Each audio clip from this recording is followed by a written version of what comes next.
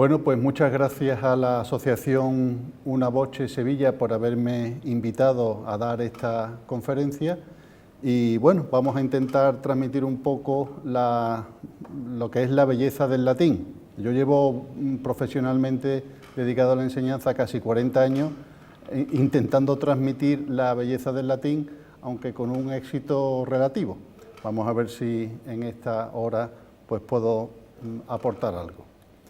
Bueno, pues vamos a empezar hablando un poco del latín en general. Y voy a decir algunos rasgos generales de la lengua latina. Bueno, primero interesa saber que el latín es una lengua flexiva, más que el castellano. Una lengua flexiva quiere decir que es una lengua que tiene raíces, ¿no?, lexemas, y luego tiene morfemas, es decir, que las palabras van cambiando según la función que desempeñan en la frase. En español, ya digo, también es una lengua flexiva, también hay morfemas, pero, por ejemplo, el español solamente tiene dos géneros, masculino y femenino. El latín tiene tres, tiene masculino, palabras femeninas y palabras neutras. Y sobre todo lo más significativo es que el latín se declina, ¿no? Hay declinaciones, es decir, las palabras varían según la función sintáctica que desempeñan en la frase. Es una lengua muy sintética y añado lapidaria. Sintética quiere decir que expresa muchas ideas en pocas palabras. Si alguna vez habéis comprobado, por ejemplo, miráis un párrafo escrito en latín y su traducción al lado, ya veréis que el latín siempre es más breve. En castellano siempre hay más palabras, porque para decir lo mismo hacen falta más palabras. El latín, en cambio, ya digo, es una lengua a veces incluso braquilógica, ¿no? Es decir, es una lengua que puede ser, diríamos, difícil en el sentido de que expresa muchas ideas en pocos términos. Luego es lapidaria porque las frases en latín se prestan mucho a frases, diríamos, conocidas, ¿no? De hecho, yo tengo un manual de enseñanza del latín en primero y en segundo de bachillerato basado en la frase célebre, la frase corta, ¿no? Los refranes, los apotegmas, las frases significativas, son frases dignas de figurar en una piedra, en una lápida, y eso es muy típico del latín, ¿no? Mucha de su brevedad pues, deriva del hecho de que el latín no tiene artículos, una cosa bastante rara en las lenguas indoeuropeas, y tiene muy pocos determinantes, tiene pocos posesivos, utiliza poco los demostrativos, solamente los utiliza cuando son verdaderamente necesarios para la comunicación. Diríamos que es una lengua, en este sentido, pues con carencia de determinantes. Y luego esto lo compensa con una gran libertad en el orden de palabras. Seguramente a ellos les parecería muy difícil hablar como hablamos nosotros, con un orden de palabras mucho más estricto, que todavía es más estricto, por ejemplo, en el inglés. Esto en realidad es, cuanto más flexiva es una lengua, más libertad en el orden de palabras hay. Como el latín es una lengua muy flexiva, hay una gran libertad en el orden de palabras. Y ya digo, a ellos seguramente les resultaría muy difícil hablar como hacemos nosotros, con un orden de palabra tan estricto. Y añadimos que el español es heredera del latín, es decir, las lenguas se parecen, como las personas se parecen a sus madres, ¿no? Si la lengua madre es el latín, pues el español se parece al latín, igual que las otras lenguas romances, que el francés y el italiano, pero decimos que es su heredera en el sentido de que es la lengua romance más extendida por todo el mundo. Y como decimos, se parece mucho al latín, se parece en el vocabulario, en el sistema verbal, que se conserva bastante bien, por ejemplo el subjuntivo. Yo creo que el español es la lengua romance en la que el sistema del subjuntivo latino se conserva bastante intacto. La fonética es muy parecida, tan solo han cambiado en la aparición de las consonantes palatales, que son estas consonantes que no existían en latín, pero que la mayoría existen en todas las lenguas romances, señal de que ya en latín vulgar, vulgarmente, pues ya estas consonantes iban apareciendo. Me estoy refiriendo al sonido che, ¿no? a la che, la ñ, letra además grafía que es muy española, pero que existe también como sonido en italiano, en francés, en catalán, en portugués, en fin, en el resto de las lenguas romances. El fonema elle, que está en trance de desaparición en el castellano actual, y la J, que ya no es una consonante palatal, actualmente es velar, pero que apareció como consonante palatal. Diríamos que esta palatalización, de la que ahora hablaremos algo, cambió un poco el sistema consonántico y fonético latino. Ahora voy a decir algunas frases significativas, así un poco, que parecen un poco desordenadas, pero que nos introducen un poco en la idea que quiero transmitiros, ¿no? Frases relacionadas con el latín. Por ejemplo, la primera, quid latino dictum sit, altum videtur. Cualquier cosa que se diga en latín parece sublime, altum, parece elevado, parece... Y esto es una cosa que realmente nos sorprende. Yo ya digo, como en mi colección de frases que yo utilizaba para dar clases en primero y en segundo bachillerato, también tengo algunas frases que una vez traducidas se da uno cuenta que es una verdadera chorrada, eso es una tontería, está en latín, pero como está en latín parece que es muy significativo, ¿no? Bueno, pues esto es una de las características que tiene la lengua latina. Por cierto, una curiosidad, la palabra altum, que claro, uno dice altum, pues alto, no es exactamente sinónimo, porque altum significa en latín extenso en sentido vertical. Nosotros decimos alto en el sentido de hacia ascendente, en el sentido de hacia arriba. Nosotros no decimos que un barranco es muy alto, decimos que es profundo, ¿no? Es lo contrario. Bueno, pues para que veáis que las palabras, que parece que son las mismas, a veces cambian, ¿no? De todas maneras, todavía tenemos restos de este significado cuando decimos alta mar. Se fue a alta mar. Alta mar no quiere decir que vayas para arriba, sino que al contrario, es que el mar es profundo, ¿no? Bueno, otra frase significativa. Qui sine peccato sit vestrum primus in illam lapidem mitat. No sé si yo creo que podéis traducir o por lo menos intuir por dónde va, ¿no? Una frase del Evangelio. El que esté de vosotros sin pecado, que tire el primero contra ella una piedra. O traducido vulgarmente, el que esté libre de pecado, que tire la primera piedra. Bueno, traigo esta frase porque hay una obra de Valle Inclán, el escritor, don Ramón María del Valle Inclán, que se llama Divinas Palabras. Es una especie de esperpento, ¿no?, como escribía este hombre, esta España negra que él retrataba en sus obras. Bueno, pues sale una muchedumbre de gente enfurecida que quieren linchar a un personaje, y porque ha cometido no sé qué delito. Entonces lo quieren matar y dice, no, por favor, y dice el sacristán, el que esté libre de pecado que tire la primera piedra. Y todo, nada, intentan... Y hasta que uno de ellos se le ocurre decirlo en latín.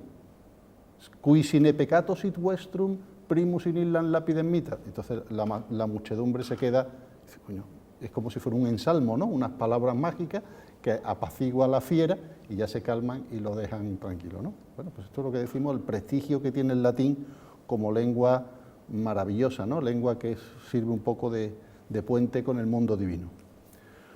Luego hay una frase, esta frase que aparece en una ley de bárbaros, la Lex Ripuarias, una de las leyes del derecho romano ya tardío, en realidad es ley de bárbaros, pero que dice que la Iglesia vive de la ley romana. Esto demuestra que desde el principio todo lo que es el derecho canónico pues es una reproducción, diríamos un desarrollo natural de lo que era el antiguo derecho romano. Y por último os traigo una frase que a mí me gusta mucho, que es parcere subjectis et debellare superbos, que significaría perdonar a los sometidos, a los débiles, a los humildes y derrotar a los poderosos. Esta frase la utiliza Virgilio como la frase representativa del imperialismo romano. ¿Qué es lo que hace Roma contra otros pueblos? Es eso, parcere subjectis et debellare superbos. Ser indulgente con los débiles y derrotar y castigar a los altaneros, a los soberbios, ¿no? Que ya digo, después esta frase pues, es representativa de un imperialismo, como diría Gustavo Bueno, constructivo, como el que representó Roma y como el que representó el Imperio Español. Y además tiene un paralelismo muy bonito, que seguramente os lo recordaréis, en el Evangelio de San Lucas, cuando la Virgen María, en el Magnificat, dice que Yahvé derriba del trono a los poderosos y enaltece a los sencillos, ¿no? Esta es la moral, diríamos, aristocrática, la moral del caballero de bien, que va por el mundo haciendo el bien, desfaciendo en tuertos, ¿no?, como diría Don Quijote, derrotando a los orgullosos, a los altaneros, a los prepotentes, a los aprovechadores y abusones, y levantando a los sencillos, a los humildes, a los débiles. Bien, seguimos adelante y os presento ahora un poema de un autor ya del siglo V, ya tardío, es un galo, Rutilio Namaciano, que hace uno de los himnos más bonitos a Roma, ¿no? a la civilización romana, al imperio romano. Y dice así, dice: Roma, nadie, con dos dedos de frente, podríamos traducir, puede olvidarse nunca de ti. Dice: hiciste una única patria con pueblos diversos. Les fue útil a los derrotados ser sometidos por ti. Y mientras ofreces a los vencidos los vínculos de tu propio derecho, hiciste una patria, urbem, una ciudad, lo que antes era un mundo. Hace aquí un juego de palabras entre urbs, que es ciudad, patria, polis, y orbis, que es el mundo, la órbita terrestre. ¿Qué quiere decir? Bueno, pues que Roma unificó toda Europa y parte de, en fin, todo el Mediterráneo, y le dio una civilización común. Hiciste, con tu propio derecho, con el derecho de Roma, hiciste una ciudad, una patria, lo que antes era un mundo. Sin Roma, efectivamente, pues no conoceríamos la civilización. Bueno, y ahora nos centramos un poco en lo que es la lengua latina. Y la lengua latina, como todos los idiomas, pues pasan distintas fases. Se habla de una historia del latín, ¿vale? Tenemos en primer lugar la época que podemos llamar el latín arcaico, que va desde las primeras manifestaciones escritas, cuando aparece en el siglo VII a.C., que si lo hubiéramos escrito no lo reconoceríamos ni siquiera como latín, hasta el siglo II a.C. Seguramente, si Roma no hubiera tenido su imperio, pues el latín sería una lengua totalmente secundaria, como puede ser, ¿qué digo yo?, la lengua samnita o la lengua de los íberos. Eso interesaría solo a unos especialistas en historia antigua. Pero Roma hizo un imperio, por tanto su idioma pues fue importante. Y sobre todo fue importante en la fase siguiente, que es la fase del latín clásico, que va desde el siglo I a.C. hasta el año 50 después de Cristo. O sea, sería la época de cuando nació Jesucristo. En Roma se hablaba latín clásico. Y esa es la variante que nosotros consideramos normativa, la que implanta la ortografía. La ortografía que nosotros usamos del latín es la que se usaba en el latín clásico, y es la que usaron los grandes autores: César, Cicerón, Tito Livio y los poetas, Virgilio, Horacio, Ovidio, en fin, los grandes literatos escriben en latín clásico. Luego viene una fase que sigue siendo, que no pensemos que es necesariamente decadente, es un latín un poquito distinto, pero también hay autores importantísimos y tiene muchísimo desarrollo. Es más, hay algunos autores, algunos de mis autores favoritos son más bien del latín posclásico que del clásico. Y podemos decir, esto estamos simplificando, porque aquí decimos latín posclásico, desde el año 50 después de Cristo hasta el siglo V después de Cristo. Habría varias fases, pero bueno, se pueden englobar todo, ¿no?, en esa época.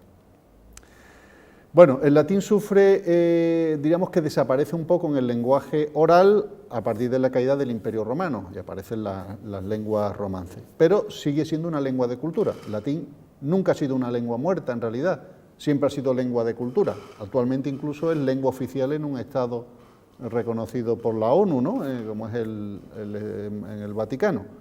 Bueno, pues en la Edad Media era la lengua básica de la cultura, de la universidad, diríamos de la literatura, y los grandes autores, por ejemplo, estos son filósofos, Santo Tomás y San Buenaventura, pero también las leyes, en fin, la literatura, incluso hay una poesía en latín, una poesía en latín medieval, y dura aproximadamente hasta el siglo XIV. Luego tenemos el latín renacentista, podemos ponerlo típico de los siglos XV y XVI.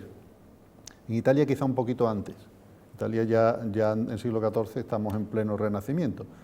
¿Cuál es la característica del latín renacentista? Es que es un latín, recupera el latín clásico. O sea, el modelo es Cicerón. Y uno coge un texto de autores renacentistas, como pueden ser Tomás Moro, o aquí en España tenemos a Elio Antonio de Nebrija, el sevillano que ahora pues, en fin, estamos celebrando centenario. Bueno, pues es un latín muy puro, un latín que puede pasar perfectamente por un texto de Cicerón o por un texto de Tito Livio. A partir del siglo XVII el latín se sigue utilizando, pero es verdad que va reduciendo su uso. Entonces se habla de neolatín. El neolatín llega hasta nuestros días. Todavía en nuestros días, aquí os pongo el nombre, aquí al final, de una revista, Ephemeris, que es una revista que se edita en Polonia y se edita con noticias actuales de lo que está pasando, la guerra de Ucrania, tal, en latín. ¿Ve? Y hay frikis que pues, ven las noticias en latín, ¿no? Bueno, pues ya digo, el neolatín desde el siglo XVII pues, era la lengua de la escolástica, los autores incluso en la universidad. Descartes, el discurso del método, pues lo publicó en latín. Hugo Grocio, Thomas Hobbes, el famoso filósofo inglés, autor del Leviatán.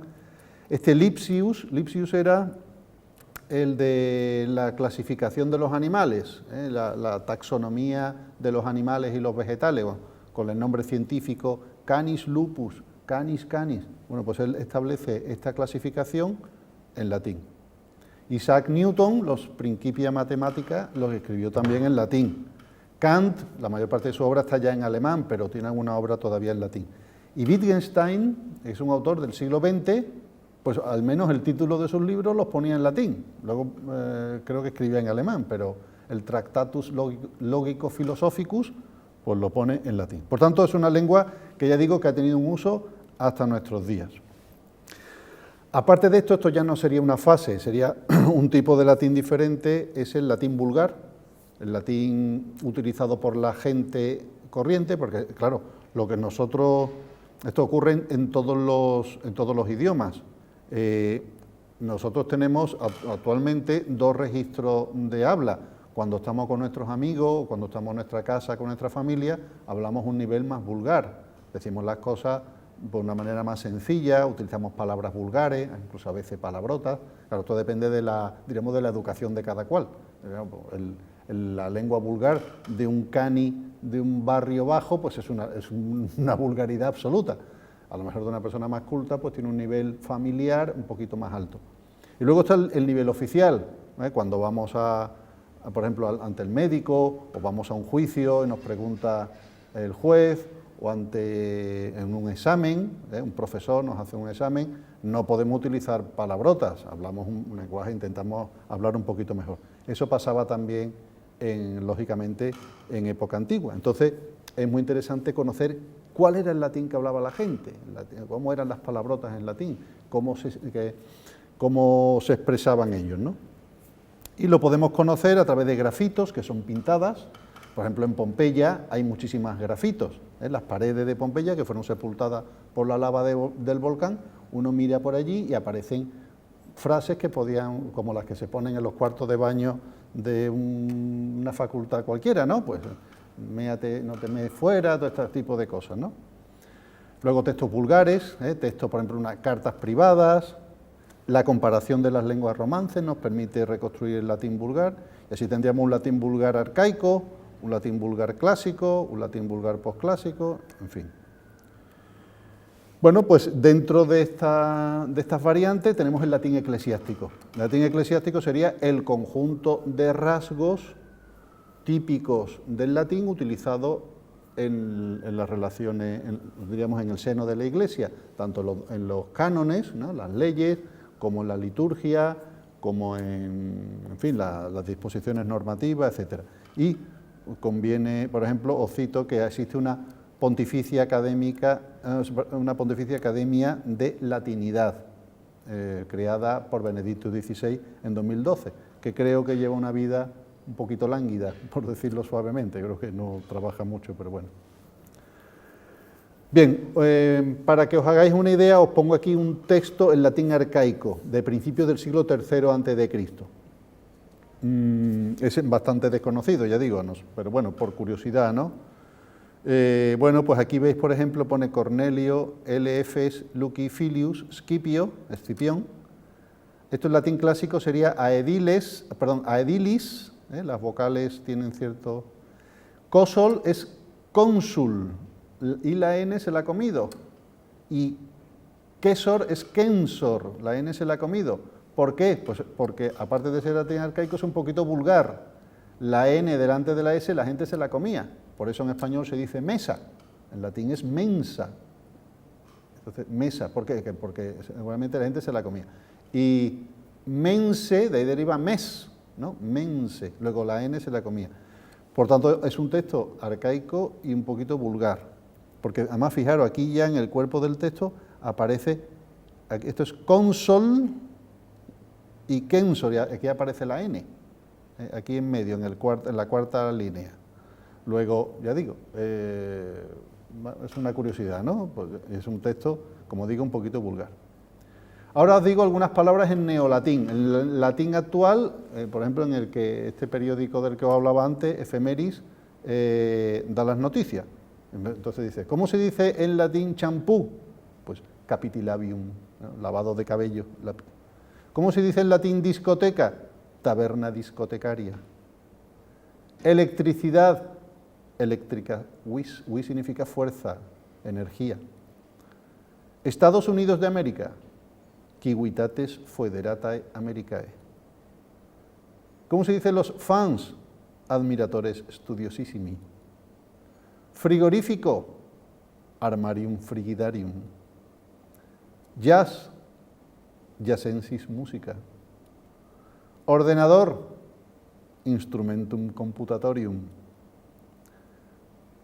Bueno, os he metido revolución, esta en realidad no sería neolatín, porque esta la utiliza Salustio. En Roma hubo revueltas de tipo social, ¿no? Las luchas entre patricios y plebeyos eran luchas revolucionarias, porque querían cambiar las leyes de la República para favorecer que los patricios no tuvieran todos los privilegios, que también los plebeyos participaran. Bueno, pues Salustio le llama a esta revolución, le llama una res nova, literalmente es una cosa nueva, una novedad.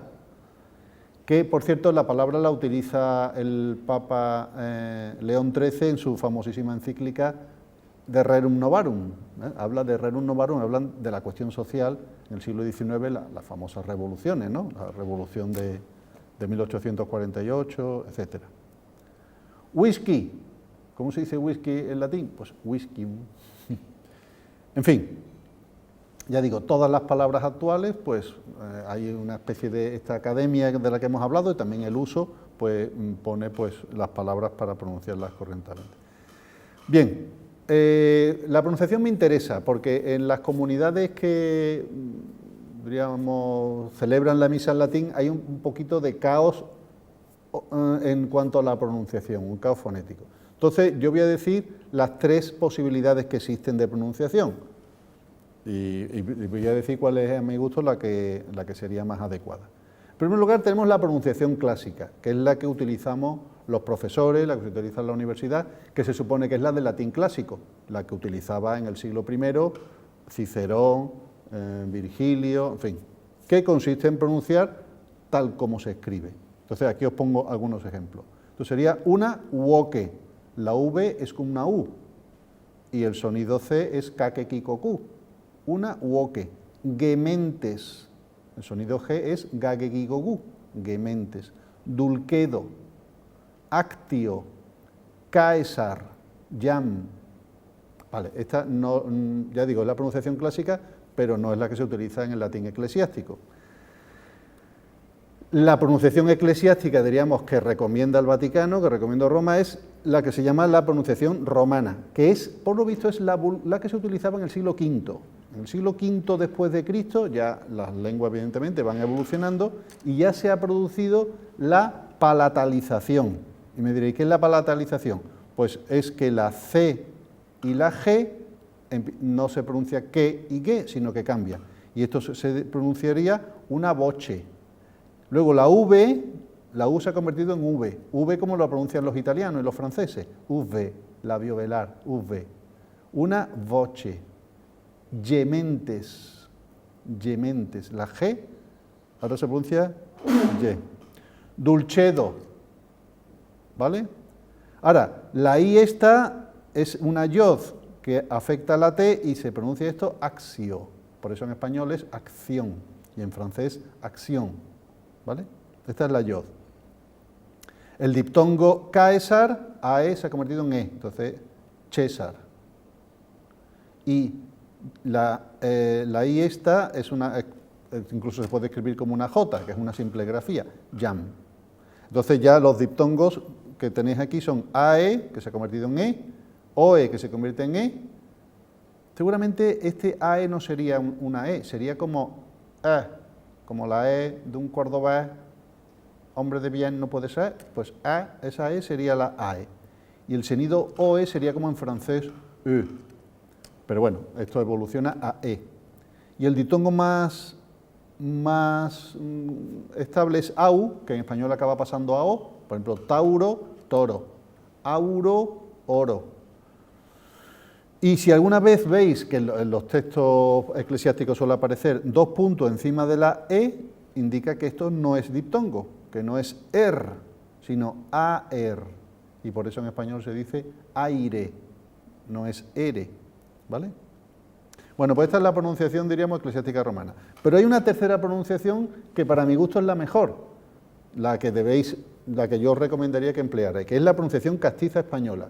Consiste en pronunciar estas palabras a la española, porque ya en el siglo V seguramente la pronunciábamos así.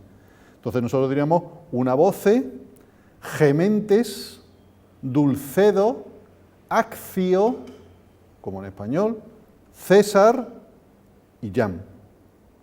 Y además hay algunas razones para probar que esta pronunciación es antigua, porque hay un refrán muy curioso, que os lo pongo aquí, que dice Beati Hispani quibus vivere est vivere.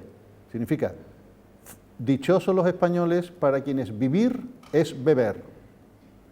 ¿Qué demuestra esta frase? Pues que los españoles primero teníamos fama de borrachines, que bebíamos mucho, y luego que se pronunciaba igual vivere con V que vivere con B. Los italianos dirían vivere y vivere. Nosotros decimos vivere en los dos casos. Hay algunos agentes un poquito que se la da de fino que dice, deme vino, yo quiero vino. Eso está mal dicho, eso no es español. Y por cierto, los españoles diríamos que contraatacábamos contra esos ataques diciendo, vale, para nosotros vivir es beber, pero para vosotros Deus verus es un Deus ferus, porque lo pronuncian igual, ¿no? Un Dios verus, un Dios verdadero, es un Dios feroz, Deus ferus. Luego sois vosotros los que pronunciáis mal.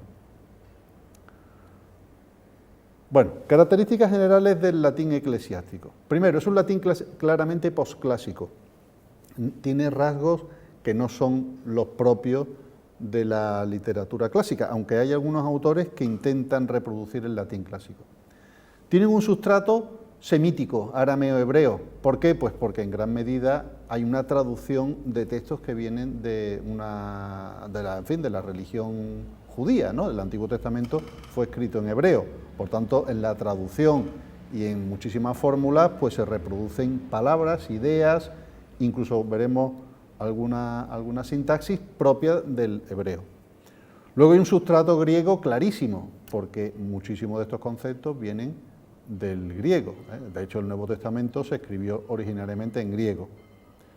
Y veremos que tiene préstamos y calcos. Préstamos son palabras del griego que pasan directamente al latín, y ahora veremos algunas. Y calcos son palabras que tú la ves y tú dices, esto es una palabra latina, pero tú ves que en realidad se ha inventado copiando una griega. Por ejemplo, os pongo un ejemplo, no en el ámbito religioso, la palabra substancia. La palabra substancia es una palabra latina, pero en realidad la idea que está detrás es la misma, por ejemplo, que aparece en hipótesis. Sub es hipo. Luego se coge una palabra griega, se traduce literalmente y con el concepto, el significado que tenía en griego, y eso sería un calco. Luego aparecen los idiotismos, una palabra muy graciosa, ¿no? Que parece que es idiotismo propio de un idiota. La palabra idiota está relacionado, porque idios significa en griego propio. Entonces, de ahí deriva, por ejemplo, idioma. Idioma es el idioma propio de un pueblo. Pero la palabra idiota deriva de que cuando los griegos llegaban a un pueblo, salían allí los aldeanos, ¿no? Los lugareños del lugar, eran todos unos catetos tremendos, y dice, ¿quiénes son estos tíos? Son los idiotas, son unos tíos propios de allí, claro, unos analfabetos, ¿no? Todos a lo mejor con la boina y más cazurros que la más, son idiotas. Y esa palabra pasó al latín en el sentido del insulto que utilizamos nosotros, ¿no? Pero bueno, idiotismo quiere decir una palabra con un significado peculiar, que existe ya en latín, que tiene un sentido vulgar, pero que en el ámbito eclesiástico se especializa y se convierte en un tecnicismo, una palabra técnica. Es muy importante, de todas maneras, cuando hablamos de cuestiones lingüísticas, la importancia que tiene la traducción. Hay un refrán italiano que dice que traduttore traditore, todo traductor es un traidor, porque al pasar un mensaje de una lengua a otra, siempre se pierde significado. Los que nos hemos dedicado a la traducción, pues sabemos que traducir siempre es difícil, porque hay falsos amigos y los matices se pierden. Entonces, en el ámbito religioso es importantísimo, teniendo en cuenta que el cristianismo es una religión que se presenta como la palabra, ¿no? La palabra de Dios. Bien, la palabra de Dios, ¿en qué idioma? ¿No? Bueno, pues es muy importante la traducción. Y ahora hablaremos de las dos grandes traducciones, que pasa del hebreo al griego y del griego al latín. Esta es la idea que estamos planteando ahora, ¿no? La lengua es la revelación, como decimos, palabra de Dios. Bien, pues según la Biblia, Dios creó el mundo en 6 días con su palabra. Dijo, sé, y la cosa existió. Pero ¿en qué idioma? ¿No? ¿En qué lengua creó Dios todas las cosas? ¿En qué lengua le puso Adán nombre a los animales? Como sale en el relato del Génesis, sale Adán poniéndole nombre a los animales. En la tradición bíblica, la Torre de Babel, la multiplicación de lenguas, es una maldición. Los hombres, es decir, es la rebeldía del hombre que pretende hacer una torre que llegue hasta el cielo y Dios lo castiga con la confusión de lenguas. Y aparece la multiplicidad de idiomas y que la gente pues no entiende al vecino, ¿no? Pues es una maldición en la Biblia, ¿no? Y en cambio, en el Nuevo Testamento, pues en concreto en el Evangelio de Marcos, pues aparece el mensaje de Jesús que dicen: los que crean en mi nombre hablarán lenguas extrañas, ¿no? Esta idea de la comunicación como una bendición, la comunicación en los idiomas y el no conocerlos pues como una maldición. De hecho, la experiencia de Pentecostés en los Hechos de los Apóstoles pues es lo contrario a la Torre de Babel. La Torre de Babel fue la confusión de lengua y en Pentecostés resulta que la predicación del mensaje de Jesucristo pues lo entienden gente de pueblos diferentes, de razas distintas, de comunidades diferentes, ¿no? ¿Cuáles son las 3 lenguas sagradas en la tradición cristiana? Pues son las mismas que aparecieron en el título que le pusieron a Jesús en la cruz. Por cierto, este es el único documento escrito que tenemos constancia de que se escribió acerca de Jesús estando en vida. Posiblemente cuando Jesús vivía en vida terrenal,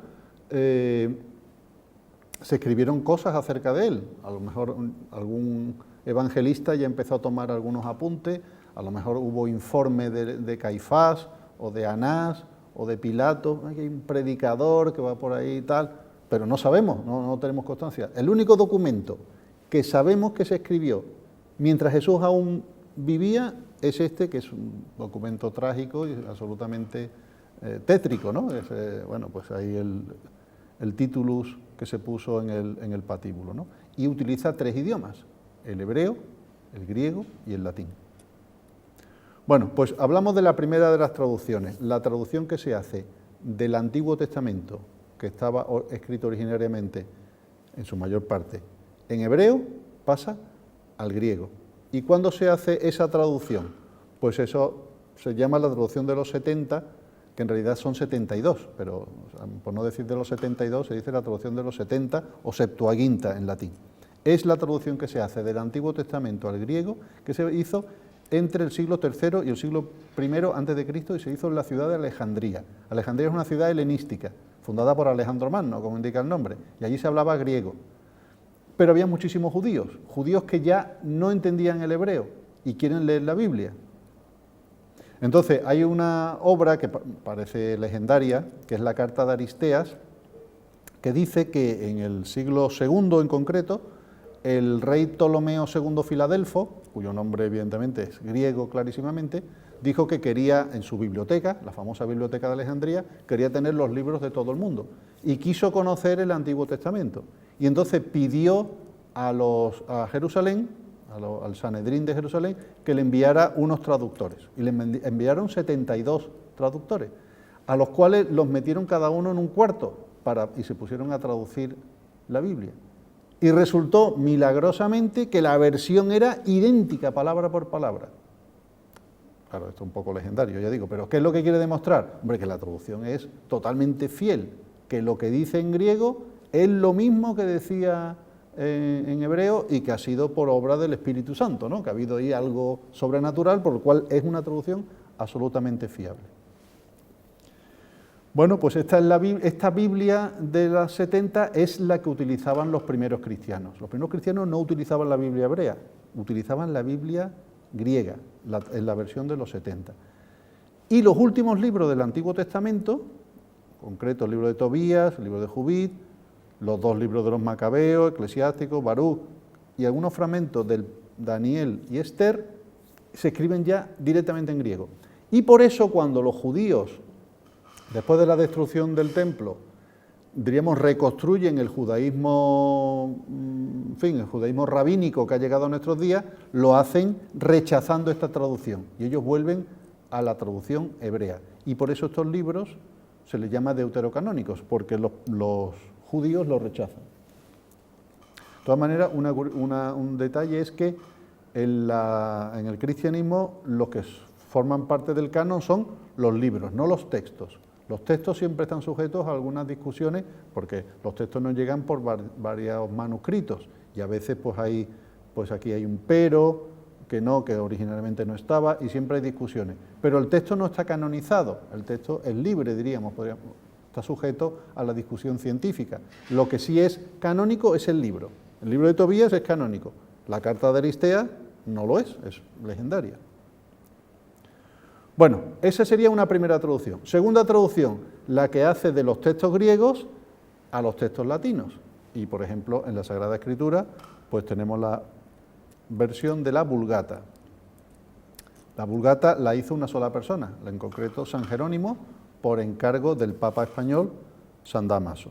Se hace a finales del siglo IV, que es cuando, diríamos, en Occidente, en concreto en Roma, empieza a utilizarse el latín como lengua, en fin, lengua digna, porque antiguamente parece ser que se hablaba en griego, o sea, en los mensajes evangélicos. De hecho, la carta de San Pablo a los romanos, lectura de la carta del apóstol San Pablo a los romanos, lo lógico es que se la escribiera en latín. No, se la escribe en griego. Hombre, seguramente San Pablo no sabría mucho latín, pero diríamos que la comunidad cristiana, en su lengua, diríamos, vida ordinaria, utilizaría el latín, pero cuando iban a la misa, como si dijéramos, cuando rezaran, utilizarían fórmulas griegas. Bien, la Biblia Vulgata es una versión constantemente posclásica. Ellos se dan cuenta de que escriben para que la gente les entienda. No quieren escribir en un latín muy culto, muy fino, antiguo, no, escriben lo que se hablaba en su época. Y ahí, ya digo, hay bastante rasgos de esto. Sustituye a una traducción hecha por muchas personas y seguramente hecha en distintas épocas, que se le llama la Vetus Latina, que es una traducción muy interesante desde el punto de vista lingüístico, para los lingüistas y los filólogos les interesa mucho, pero no es canónica, no está, diríamos, no tiene uso en la comunidad cristiana, en la misa o en la ceremonia. Y la Vetus Latina es todavía más vulgar, ya digo, por lo tanto, para conocer el latín vulgar es interesantísima. Bueno, pues está canonizada, quiere decir que la Biblia Vulgata, diríamos los católicos, tenemos la certeza, como pasó con la versión de los 70, de que está inspirada, de que es fiable, de que lo que dice el texto latino es una fiel traducción de lo que decía el texto griego. Bueno, los protestantes, que para ellos es muy importante la cuestión de las Sagradas Escrituras y al principio tenían muchas ideas al respecto, la verdad es que tampoco la han cambiado mucho, y diríamos que es la que utilizan prácticamente también, hasta el punto de que actualmente se habla de la Neovulgata o Nova Vulgata, que es una adaptación del texto tras el Concilio Vaticano II, diríamos, introduciendo criterios puramente científicos de variantes, pero muy pequeñas. Luego, básicamente, podemos decir que la Vulgata sigue siendo la versión latina fiable y que traduce el original griego al texto actual. Bueno, la latinidad cristiana desde finales del siglo II. Como os decía, al principio en el ámbito religioso se utilizaba la lengua griega, pero ya empiezan los primeros autores a escribir en latín y va apareciendo el latín eclesiástico. Y aparece la literatura cristiana, que son autores muy importantes, muchos de ellos incluso desde el punto de vista literario, no por el contenido religioso, sino en la historia de la literatura latina. Tertuliano, San Cipriano de Cartago, San Agustín de Hipona, San Ambrosio de Milán. Y esto es lo que os decía que refleja esa voluntad de ser posclásico, ¿no? Porque dice, es mejor que nos regañen los gramáticos que no nos entiendan los pueblos. ¿Sí? Vamos a emplear una lengua que la gente no entienda, que sea la lengua que se habla, aunque los gramáticos digan, y eso está mal dicho, eso es una lengua... Bueno, pues eso es la voluntad que tenían ellos. Pero es verdad que hay autores que escriben imitando a Cicerón. Hay un pequeño renacimiento. En realidad la historia de Occidente está llena de renacimientos, ¿no? De vuelta a los clásicos. Pues hay un pequeño, dentro de la literatura cristiana del siglo II, III y IV, hay autores que intentan, seguramente porque habrían estudiado en escuelas y tendrían buen nivel y pretendían escribir en un latín puro. Y tenemos, por ejemplo, a Lactancio, que es un abogado, prosista, y el gran poeta Prudencio, que imita a Virgilio. Prudencio en realidad es virgiliano totalmente, ¿no? Lo cierto es que el latín va sustituyendo al griego en la liturgia a partir del siglo III. Y ahora os pondré algún ejemplo. Pero antes hacemos aquí un excurso, dejamos un poquito la lengua y hablamos en cuanto a la cultura en general. La relación que hay entre Roma y el cristianismo, que en un primer momento de hecho chocaron, porque Jesucristo fue condenado por Poncio Pilato. Es decir, Jesús muere condenado a muerte por un tribunal imperial romano, ¿no? ¿Qué relación tenían al principio Roma y el cristianismo? Bueno, pues como decimos, hay un primer elemento grave, y es que Pilato, bien es verdad que en los evangelios pues, se cuenta esto, hombre, se lavó las manos, en realidad fue culpa más de los acusadores judíos, pero bueno, Poncio Pilato eso es un hecho innegable. O sea, Jesús fue condenado a muerte por un gobernador romano. En el resto del Nuevo Testamento en general aparece una cierta benévola tolerancia de Roma con el cristianismo. Diríamos que Roma no persigue a los primeros cristianos, no se opone a la expansión del Evangelio, y aparecen episodios como el del centurión, ¿no? Que Jesús, lo que va a ver a Jesús y le dice, no soy digno de que entres en mi casa, y Jesús le acaba curando a la hija. ¿Vale? Aparece el caso de Cornelio, que bautiza a San Pedro, que es un militar romano, que San Pedro acaba bautizando. Aparece el tribunal de Galión, ante el que comparece San Pablo, que no condena a San Pablo, de hecho lo manda a Roma, y diríamos que no hay mucha enemistad al principio entre las autoridades romanas y el cristianismo. Pero la cosa se tuerce con Nerón. Nerón es el primero, de hecho es el que condena a muerte a San Pedro y San Pablo, ¿no? La famosa persecución de Roma. Y luego tenemos el caso de Domiciano, que es el segundo que persigue a los cristianos. Que son, en la tradición romana, son emperadores malos. O sea que diríamos que los historiadores romanos dicen, hay emperadores buenos, como Octavio Augusto, como Trajano, y emperadores petardos, como Nerón y Domiciano. ¿Y qué hicieron? Castigar a los filósofos, destruyeron ciudades griegas. Bueno, pues en la tradición cristiana también son los perseguidores. Luego hay aquí una cierta concomitancia, ¿no? No quiero, evidentemente después hay también choques, ¿no? Pero quiere decir que desde el principio parece que hay una colaboración. Sin embargo, tenemos una excepción notable, que es el extrañísimo libro del Apocalipsis, que como sabéis cierra el Nuevo Testamento, libro misterioso, libro que cuando uno lo lee, pues a veces le sudan a uno las palmas de las manos, ¿no? Porque dice cosas terribles. Bueno, pues el Apocalipsis es un libro antirromano furibundo, odia a los romanos, ¿no? Considera a Roma la gran ramera que tiene martirizado a toda la humanidad, es nada más que se interesa por el dinero, corrupta, ¿no? La gran Babilonia, podrida, a ver si se hunde Roma.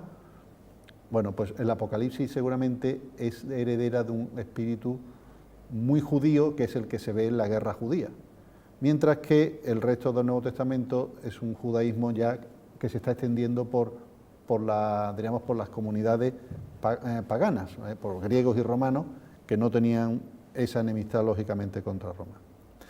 Cuando llega Constantino ya es el primer emperador cristiano, entonces empieza a verse como muy positivo para la Iglesia la existencia de Roma, y se considera, por ejemplo, que es providencial que Jesucristo naciera el año 1, donde mandaba Augusto y había Pax, la Pax Augusta. La paz augusta, que mucha gente dice que es una paz puramente propagandística, que no había tal paz, en realidad era la imposición del imperialismo romano, pero es verdad que se acabaron muchas guerras. En Roma se cerró el templo de la guerra por primera vez y hubo 40 años de paz. Y entonces, bueno, pues los cristianos consideraban providencial que el príncipe de la paz pues hubiera nacido en esta época y que gracias a él pues el cristianismo pudo difundirse. Se difundió porque existía un imperio pacífico en el que se permitían este tipo de cosas, ¿no?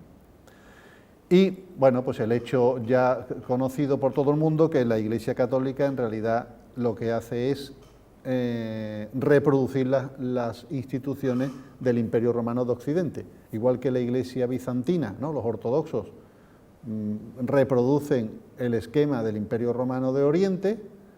La Iglesia Católica, pues el derecho canónico, recordamos, la Iglesia vive de la ley romana, la organización territorial, las diócesis, las archidiócesis, los vicarios, los dicasterios, son instituciones romanas del Bajo Imperio.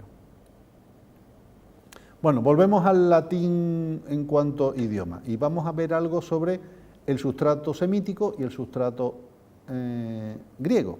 En cuanto al sustrato semítico, bueno, pues hay una expresión de San Jerónimo que nos parece muy significativa, que es la veritas hebraica, la verdad hebrea, ¿vale? A pesar del famoso antisemitismo, que no podemos negar, ha existido en la tradición eclesiástica, San Jerónimo reconoce la primacía del mensaje redactado originariamente en hebreo y, por tanto, él considera que es fundamental el conocimiento de esta lengua para transmitir, diríamos correctamente, la palabra de Dios, ¿vale?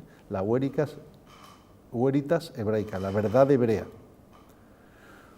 ¿Cómo se ve ese sustrato? Se ve, pues, cuando uno coge textos en latín eclesiástico, pues ve muchas palabras que son indeclinables, que son palabras hebreas, sobre todo nombres propios, ¿no? Joseph, Emmanuel, Abraham, Nazaret y muchísimas más, ¿no? Luego hay muchos préstamos intraducibles, es decir, palabras que ellos dijeron, bueno, vamos a dejarla en hebreo porque la traducción no es satisfactoria. Por ejemplo, Deus Sabaoth, el Señor de los ejércitos, el Dios de los ejércitos, que aparece en el Santo. Seguramente se hubieran traducido Deus exercitum, el Señor de... Hubieran dicho, no, pero eso suena feo, es más bonito dejarlo Deus Sabaoth. Luego, amén, ¿no? Significa verdaderamente, ciertamente. Aleluya, que es una expresión de gozo, de alegría. Hosanna, que es una expresión de súplica, de ayuda. Pasca, que es Pascua. En fin, muchas palabras que diríamos, bueno, esto un romano normal no lo entendería. Pero no, es que estos son préstamos hebreos. Luego expresiones como Sancta Sanctorum, esto parece latín, el santo de los santos. Secula seculorum, el siglo de los siglos. Esto es una manera semítica, esto lo utiliza mucho en hebreo, para expresar un superlativo. Si una cosa es bonita, es lo bonito de lo bonito, ¿no? Si un problema es muy gordo, pues yo tengo el problema de los problemas, que es un problema gordísimo. Bueno, pues esa expresión se traduce literalmente en latín. El Sancta Sanctorum es el santo de los santos, el lugar más sagrado del antiguo templo de Jerusalén, donde se suponía que moraba la divinidad, y también se utiliza para designar la Eucaristía, ¿no? El sagrario, el Sancta Sanctorum. Y los siglos de los siglos quiere decir para siempre, para la eternidad. Luego, por ejemplo, aquí os pongo algún ejemplo para que veáis la sintaxis. Dice este texto en latín, dice, viendo a las turbas, a las muchedumbres, subió un monte, y habiéndose sentado, se le acercaron, dice literalmente en latín, se le acercaron a él los discípulos de él, y abriendo la boca suya, enseñaba a ellos diciendo. Todas estas expresiones de a él, de él, esto es lo que os decía al principio, eso en latín clásico suena feo. O sea, el latín clásico diría, cum se dicet acceserunt discipuli, se acercaron discípulos, no hace falta decir, los discípulos de él se le acercaron a él. Y abriendo la boca, no hace falta decir, y abriendo la boca suya, enseñaba a estos, ¿no? Diría el latín clásico, y abriendo la boca, enseñaba diciendo, ¿vale? Entonces, esta forma de escribir, esta forma de hablar, se ve que no es muy latina, es que está traduciendo muy literalmente lo que ponía el original hebreo. Nos fijamos un poquito en el sustrato griego. Bueno, pues hay un montón de palabras que un romano no entendería, que son tomados totalmente del griego. Evangelium, buena noticia, pero no se dice bona noua, sino simplemente evangelium. Hipocrités, hipócrita. Esta palabra además se pone en boca de Jesús, además, siempre para acusar a los fariseos. En realidad significa farsante, actor. Hipocrité significa debajo de la máscara, porque los actores antiguos se ponían una máscara para actuar en teatro, ¿no? Martirium, martirium es testimonio. Baptisma, bautismo, ¿no? Baptisma es chapuzón, inmersión en una piscina. Eucaristía, acción de gracias. Bueno, pues como esta, muchísimas, ¿no? Luego hay muchas virtudes y palabras así abstractas, que esto no aparece mucho en los evangelios, pero sí la utiliza mucho San Pablo. Esto, por ejemplo, sabiduría, principio, elemento, prudencia, son palabras pertenecientes al léxico filosófico, no especialmente profundas, pero que no son palabras concretas, ¿vale? Y las hace suyas San Pablo, ¿no? Luego aquí os pongo algunos calcos curiosos. Por ejemplo, la palabra hebrea Mesía, nuestro Mesías, en griego pasa como Christus, significa ungido, y es una palabra que se aplica a Jesús, ¿no? De hecho, pasa para nosotros casi es un nombre propio, Jesucristo, ¿vale? Significa ungido. Luego, palabra importante, memra, que es palabra, la palabra de Dios es memra. Eso se traduce en griego como logos y en latín como el verbo. Estos son calcos. El Señor, para designar a Dios, maran, Kyrios en griego, dominus en latín. Esto es la alianza, ¿no? La alianza que hace Dios con Abraham, es la vieja alianza, y luego está la nueva alianza, la sangre del Señor, ¿no?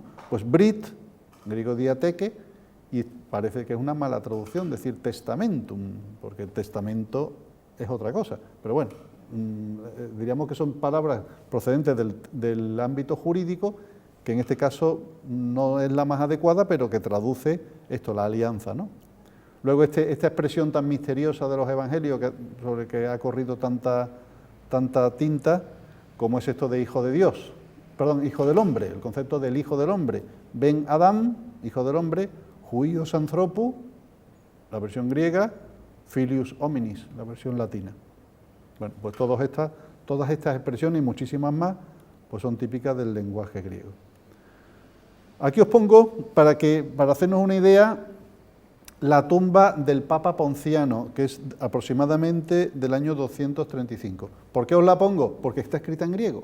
Es decir, la tumba del Papa consideraron que ponerlo en latín, en Roma todo el mundo hablaba latín, ¿pero por qué la ponen en griego? Pues porque todavía la comunidad latina que vive en Roma considera que el lenguaje apropiado en el ámbito religioso es el griego, es una lengua que tiene todavía más importancia. Entonces aquí pone, esta primera letra es una pi, esta es Pontianos, no sé si lo reconocéis, Pontianos, esta es una e y esta otra pi, episc, que significa episcopos, ¿no? Sería el Papa Ponciano. Incluso la palabra papa, que significa papá, como sabéis, no la ponen porque parece una palabra vulgar y ponen la más culta en griego, episcopos, obispo. Un poquito posterior es la tumba del Papa Fabián, aproximadamente del año 250 después de Cristo. Y fijaros que pone Fabianos, es Fabián, Epi, esta es la pi, ¿no? Epi, episcopos, es decir, obispo, y luego pone, la última que aparece aquí es, que parece es una M y una P, es mártir, es una Ro en realidad, mártir, este papa murió mártir. Pero ya a principios del siglo IV, mártires de la persecución de Diocleciano, ya aparece la expresión en latín, es decir, ya vemos cómo el latín está sustituyendo al griego en el uso cotidiano. Aquí aparece al principio el símbolo de Cristo, ¿no? La G y la Ro, y pone Martures Simplicius et Faustinus, los mártires Simplicio y Faustino, qui passi sunt in flumen Tibere, que padecieron en el río Tíber, et positi sunt in cimiterium generoses super Philippi, y fueron depositados en el cementerio de Cenerosa sobre la de Filipo, la tumba de Filipo. Es significativo que ya aparece en latín en esta época. Y ya en pleno siglo IV, pues aquí, esta es una lápide que a mí me gusta mucho, muy bonita, porque y además está escrita así con un latín muy clarito, y pone Priscus, es Prisco, qui vixit annis triginta sex, que vivió años 36.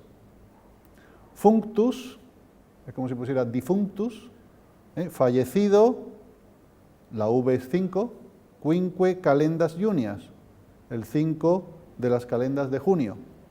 Y ahora pone al final, frater, su hermano, fecit in pace, se lo hizo en paz. Seguramente ya pronunciaban entonces fecit in pace, pero bueno, yo pronuncio en latín clásico, ¿no? Y ahí se ve arriba, primero este Prisco, con las manos así, que está rezando, ¿vale? A un lado aparece la paloma con la rama de olivo, una alusión al arca de Noé, seguramente a la inmortalidad del alma, el símbolo de Cristo arriba y luego le han puesto un retrato, seguramente... Ponga ahí un retrato de Prisco, hombre, para que todo el mundo dijera, ¡ay, qué bien lo han hecho ahí! En fin, muy curioso, la verdad es que es bonita esta... Bueno, entonces ya aparece, se va desarrollando la liturgia en latín en la segunda mitad del siglo IV y aparece el canon de la misa, con las primeras oraciones, que no sería exactamente igual que el que ha llegado hasta nosotros, pero muy parecida. Y esto ya hay una obra que se llama Las Constituciones Apostólicas, en la cual ya aparece claramente que el rito, las ceremonias se hacían en latín. Bueno, ahora esto es una cosa que en realidad les gusta mucho a los profesores de filología, pero a lo mejor nos gusta menos, pero bueno, que son términos grecolatinos que han pasado al lenguaje cristiano. Uno de ellos es el título de Pontifex Maximus, Pontífice Máximo, que es un título pagano, que tenían los emperadores romanos, uno de sus títulos era Pontífice Máximo de la religión pagana, pero ese título ahora la tiene el Papa. Sabemos cómo los cristianos han heredado, ¿no? La Iglesia Católica ha heredado cosas que vienen de la antigua Roma. ¿Qué era una basílica en la antigüedad? Basílica deriva de basilius, que es rey, es un palacio real. Cuando ellos empiezan a hacer iglesias y las hacen monumentales, las hacen con estructura de basílica, como de un palacio, ¿vale? Pues basílica, que a nosotros ya nos suena eso a iglesia, ¿no? Luego aparece la virtud de la eusebeia, en griego, pietas en latín, es el sentimiento respetuoso hacia los dioses. Es una virtud muy romana y muy griega. De hecho, el emperador Octavio Augusto siempre aparece en sus estatuas con la cabeza cubierta con un velo, porque él es el piadoso Augusto. Bueno, pues esa virtud de la religión pagana pasa sin problema a la religión cristiana. La eclesia, que es la iglesia, en griego era la asamblea de la democracia ateniense. Los atenienses se reunían para votar las leyes en forma de eclesia, que era una especie de asamblea con unas distribuciones, o sea, no era el pueblo ahí reunido ahí todos juntos, en plan Pancho Villa, sino que eran en forma de unas agrupaciones especiales que se llamaba una eclesia. Pues eso es, de ahí deriva la iglesia, muy curioso. La liturgia, donde deriva liturgia, es un servicio. El rey te manda una cosa, te pide un dinero, te pide que le contribuyas para una empresa, te está pidiendo una liturgia. Y eso es lo que hace el cristiano cuando va a la iglesia, ¿no? Servirle, hacer un servicio. El ara es el altar. En la religión pagana el sacrificio se hacía sobre un altar. Se sacrificaba un animal que era la hostia. La hostia es la víctima que se ofrece en el altar. Pues también en la religión cristiana hay un altar, un ara, y se sacrifica una víctima, que es el Cordero de Dios, ¿no? Que quita el pecado del mundo. Pasa que no hay derramamiento de sangre, aunque hay una sangre simbólica representada por el cáliz, ¿no? Por la sangre de Cristo. Luego aparece el Paráclitos, que es un abogado defensor. Bueno, pues en el Evangelio de San Juan pues nos dice que Jesús nos mandará al Espíritu Santo, que será nuestro Paráclito, nuestro abogado defensor, ¿no? La parusía es la aparición. La parusía era una palabra muy helenística, que es cuando el rey se hace presente en una ciudad. Hay una ciudad, de repente se abre la puerta y aparece aquí Felipe VI. Entonces digan, hombre, se ha producido una aparición de Felipe VI, se ha hecho presente entre nosotros y viene para compartir nuestros problemas. Bueno, pues esa es la parusía, era la venida de nuestro Señor Jesucristo, que esperaban los antiguos, ¿no? Que iba a suceder de un momento a otro. Bueno, la palabra misterio no la voy a explicar porque eso estaríamos aquí 2 horas más, pero bueno, es una palabra también de la religión pagana, que pasa al cristianismo en el sentido de que la misa es un misterio. Un discípulo eran los alumnos de Sócrates, ¿no? Es una palabra muy filosófica. Sócrates tenía discípulos. Pues de una manera similar Jesús tenía discípulos, ¿no? Tenía alumnos. Bueno, vamos ya terminando y podemos, aquí hay unas parrafadas, pero bueno, las leemos brevemente. Dice, ¿cuál es el valor que tiene el latín para la Iglesia? Durante muchos siglos, desde el siglo, como hemos visto, desde la antigüedad romana, se formularon en latín el ritual de los sacramentos, la oración entera, la teología, la enseñanza, la administración eclesiástica. Durante el Concilio de Trento, cuando la Contrarreforma, hubo una polémica muy fuerte entre los que defendían el uso del latín y los que defendían su sustitución por la lengua vernácula. Pero da la casualidad de que los que defendían la lengua vernácula eran los protestantes y los católicos eran los que defendían el uso del latín, con argumentos muy parecidos a los que hemos oído ya en el siglo XX, después del Concilio Vaticano II. El uso del latín recalca la tradición, porque tiene fórmulas que no quiere decir que sean inmutables, de hecho se fueron formando, pero se han ido formando muy lentamente y en muchos casos están cristalizadas y se convierten en definitivas. Y por tanto tenemos la certeza de que esas mismas fórmulas fueron las que utilizaron nuestros padres y los verdaderos santos. Este fenómeno ocurre en otras culturas, en la cultura griega, por ejemplo, para la iglesia rusa, el eslavo antiguo es la lengua de la ceremonia y no el ruso moderno. Lo mismo ocurre con el sánscrito entre los indios. En fin, en muchísimas culturas las lenguas venerables antiguas se mantienen porque conservan el sentido de la tradición. Además, el latín le da un misterio en el sentido no de que sea una cosa incomprensible, como se dice vulgarmente, ¿no? Esto es un misterio, una cosa que no se puede comprender. Más que eso es que, diríamos, que oculta una verdad inefable, una verdad que es difícilmente expresable. No se trata del credo cuia absurdum, o sea, creo porque es absurdo. No se trata de absurdez. Se trata de que oculta, impide a los profanos lo que es el núcleo y lo que es el corazón de un mensaje valioso. Y esto además coincide con lo que dicen los formalistas rusos del extrañamiento. ¿Qué es esto del extrañamiento? Es decir, hay mensajes que no se pueden expresar de forma vulgar. Por ejemplo, y eso lo podemos entender perfectamente con la poesía. ¿Qué es un lenguaje poético? Es un lenguaje extraño, porque si no es prosaico, y lo que es prosaico no vale nada, no tiene ningún valor. Por tanto, diríamos, revestir de seriedad o incluso de valor cognoscitivo, pues hace falta a veces velar el mensaje y cubrirlo. En este mismo sentido, pues el latín da dignidad y da sacralidad, es decir, establece una distinción muy clara entre lo que es sagrado y lo que es profano, que ese es el núcleo del mensaje verdaderamente religioso. El mensaje religioso no consiste en dividir el mundo entre el bien y el mal, como mucha gente cree, o entre lo positivo y lo negativo, sino entre lo sagrado y lo profano, lo que diríamos que hay que revestir de un cierto ocultamiento y lo que es accesible a todos. Y por último, el latín tiene un mensaje importante, un valor importante para la Iglesia, porque sobre todo que se ve muy claramente en estos tiempos en que la gente viaja mucho. Uno coge el avión, se va a Budapest o se va a Nueva York y entra en una iglesia y resulta que aparece allí un sacerdote que habla una lengua absolutamente desconocida para uno. No se siente un extraño en la misa. En cambio, si esa misa se dijera en latín, igual que en la que uno recibe en su casa, pues sería eso, la lengua universal, ¿eh? El latín es ecuménica, es de toda la humanidad, porque es la lengua de la Iglesia Católica. Y resulta verdaderamente curioso que Juan XXIII, que seguramente de forma involuntaria fue el que acabó con el latín en la misa, pues escribió un texto llamado Veterum Sapientia, en la cual dice cosas como esta: la Iglesia siempre tuvo en gran honor estos venerables documentos de sabiduría, y especialmente las lenguas griega y latina, que son como el aurea vestes, es decir, la vestidura de gala de la sabiduría misma. La lengua latina, por su naturaleza, se adapta perfectamente para promover toda forma de cultura en todos los pueblos. No suscita envidia, se muestra imparcial con todos, no es privilegio de nadie y es bien aceptada por todos. No se puede olvidar que la lengua latina tiene una estructura noble y característica, un estilo conciso, diverso, armonioso, lleno de majestad y dignidad, que contribuye de manera singular a la claridad y a la solemnidad. Bueno, pues esto es todo lo que hemos estado diciendo, que lo reconoce el mismo Papa, que, como digo, involuntariamente, pues acabó con esta tradición.